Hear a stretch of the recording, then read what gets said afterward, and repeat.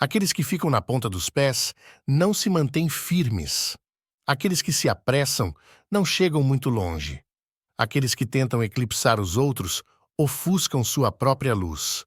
Os taoístas observaram durante muito tempo que os humanos frequentemente agem de maneiras contraproducentes. Frequentemente forçamos as coisas apenas para descobrir que nossos esforços resultam em retrocessos. Tentamos melhorar o mundo, mas depois percebemos que alterar o caminho natural causa muitos novos problemas.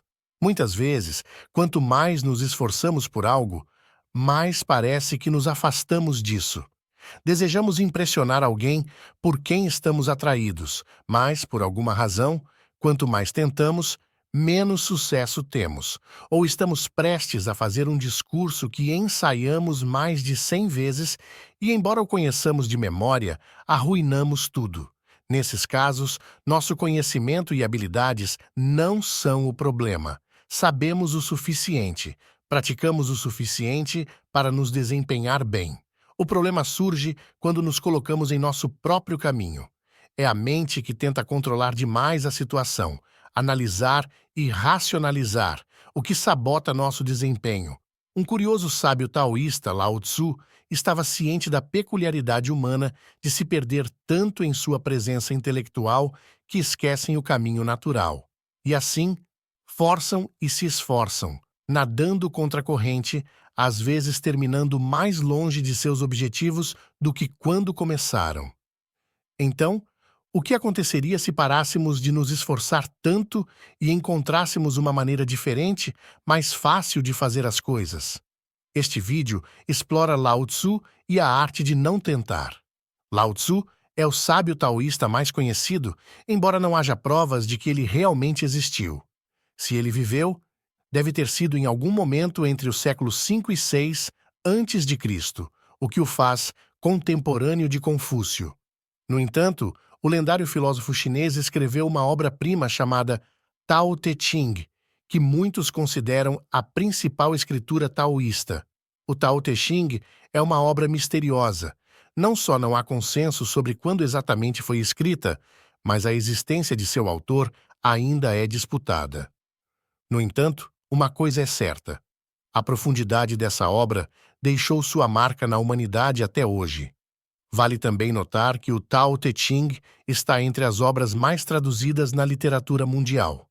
Lao Tzu parece ter escrito este texto como um manual para um governante. Em grande parte, trata de governar as pessoas e ser um bom líder, principalmente permitindo que as pessoas se governem a si mesmas. Ele discute temas como confiança e opressão, moderação e excesso, humildade e orgulho, qualidades que podem fazer ou desfazer um governante, mas também um ser humano. Lao Tzu fala do valor de confiar em vez de tentar controlar todos e tudo, de tomar a posição inferior em vez de tentar dominar e de ser flexível em vez de rígido. Em frases poéticas e breves, deixa claro sua mensagem. Ele escreveu, por exemplo, aqueles que são rígidos e duros são discípulos da morte. Aqueles que são suaves e flexíveis são discípulos da vida. Os rígidos e duros serão quebrados. Os suaves e flexíveis prevalecerão. No entanto, no coração de seus ensinamentos reside um conceito fundamental: a misteriosa e onipresente força chamada Tao. A essência da filosofia taoísta é viver em harmonia com o Tao, também chamado de caminho. Então, o que é o Tao? Lao Tzu esclarece que não podemos conhecer o Tao, pelo menos não intelectualmente. Nosso entendimento dele chega apenas até as limitações de nossa percepção. A verdadeira natureza do Tao permanece um mistério. Além disso, segundo Lao Tzu, o Tao de que falamos não é o verdadeiro Tao. Daí a famosa abertura de sua obra: o Tao que pode ser descrito não é o Tao eterno. O nome que pode ser falado não é o nome eterno. Então, se o verdadeiro Tao sempre nos escapa, o que podemos realmente saber sobre ele? Os filósofos taoístas enfatizam repetidamente que o verdadeiro Tao é uma força abrangente além da nossa compreensão, que os sentidos não podem perceber. O Tao impulsiona tudo e governa o universo. Está por trás de tudo o que percebemos, fazendo seu trabalho sem pressa, sempre realizando as coisas. É uma força de imensa profundidade. Não podemos controlá-la, só podemos nos mover com ela ou contra ela. Viver em harmonia com o Tao é o objetivo final de um sábio taoísta. Mas como ele consegue isso? Lao Tzu não fornece um guia prático sobre como viver em acordo com o Tao. No entanto, seus escritos líricos contêm muitas pistas que apontam para alcançar a quietude da mente, sendo receptivo em vez de controlador, e um curioso conceito conhecido como não-ação ou ação sem esforço. O último é bastante paradoxal, pois não agir e não fazer implicam passividade.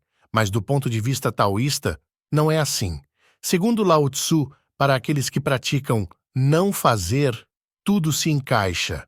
Então, como podemos alcançar algo mediante o não fazer? Como podemos agir sem esforço e ainda assim realizar tudo? A resposta é Wu Wei. O conceito chinês de Wu Wei, ou não fazer, é central no taoísmo. Pode ser traduzido como não ação, ação sem esforço ou a paradoxal ação da não ação. Wu Wei é multifacetado. Há diferentes formas de não ação.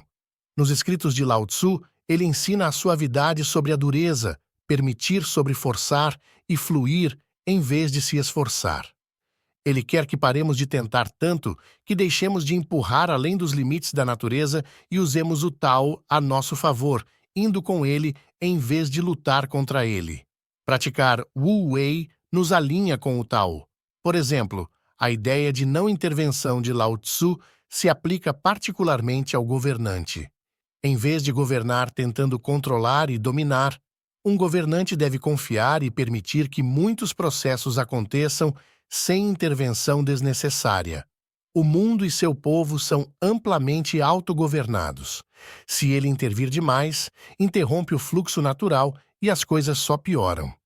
Também podemos ver isso com gerentes excessivamente controladores.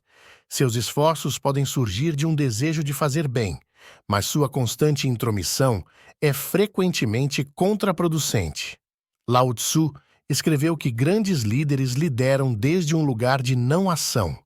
Eles só agem quando é necessário, confiam no processo e deixam que a natureza faça seu trabalho.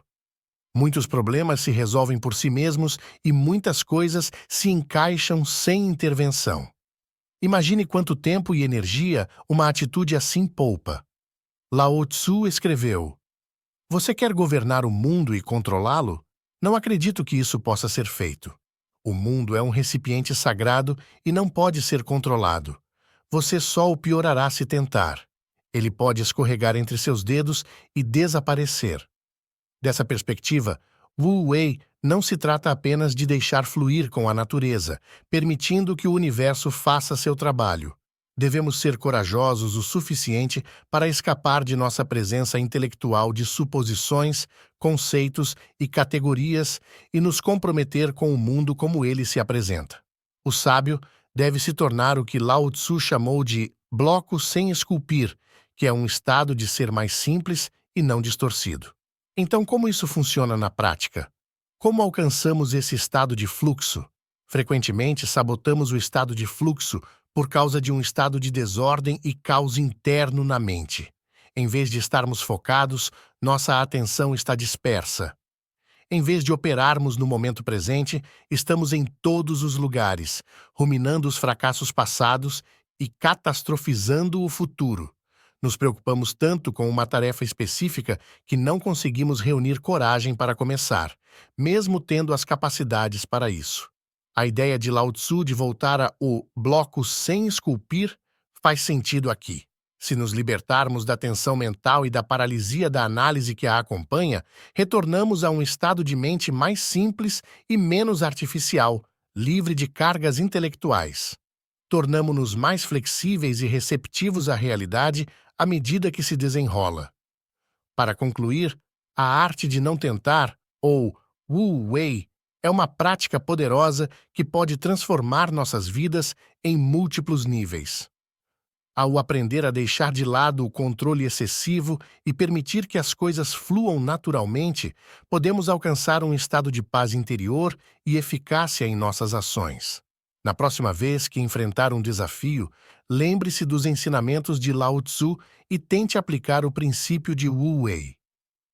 Em vez de se esforçar mais, tente se esforçar menos.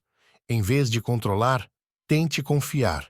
Você descobrirá que, muitas vezes, menos é mais e que a verdadeira sabedoria reside em saber quando não fazer nada. Obrigado por assistir até o final. Se você gostou do conteúdo e quer ficar por dentro dos nossos próximos vídeos, inscreva-se no canal e ative as notificações. Até a próxima!